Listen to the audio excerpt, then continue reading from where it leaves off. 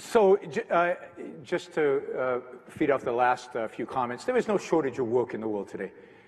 Indeed, there are more people working today than ever in human history. What many people, unfortunately, in the middle of this country want is to have work which requires them not to move and have no competition from people working very hard in China and other places. What they want is for the work to be provided to them on a silver platter at their convenience where they are. If you go to Northwest Arkansas, there's plenty of work in Northwest Arkansas. There's plenty of work for welders in California. There's plenty of work in lots of places, not in Southeast Ohio. So get in your car and drive to where there is work. That used to be what Americans did. But it is this claim that you should resent the rich and you deserve and you're entitled and your need justify that we provide you with stuff. It is the entitled mentality of much of middle America, unfortunately, which is driving them to sit on their butts and to wait for the work to show up for them on their doorstep instead of doing what Americans always did, which is get up and create the work or go to where the work was. And this is, I think, what has happened in this country.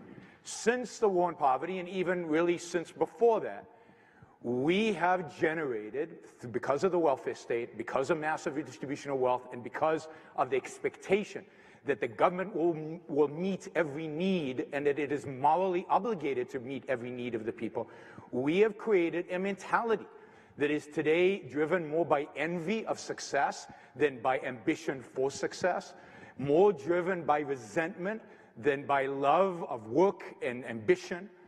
And as a consequence, we're getting the kind of politics that we're getting, and we're getting the kind of mentality, I think, that is a real problematic, a static mentality that never existed before in America. Let me just say, what concerns me at the end of the day is individual freedom, is individual liberty, is the ability of the individual to live his life as he sees fit. Without a coercive government, a government that tells him what he can and cannot do, when he needs a license to practice, to open a nail salon, he has to pay $20,000 to open a nail salon, or to get a license from the government to shampoo hair in California. You want to help the poor, you want to help ambitious people everywhere, the solution is to get the government out of our lives and to really change our moral code. Instead of waiting around for our needs to be fulfilled by others, instead of morally expecting,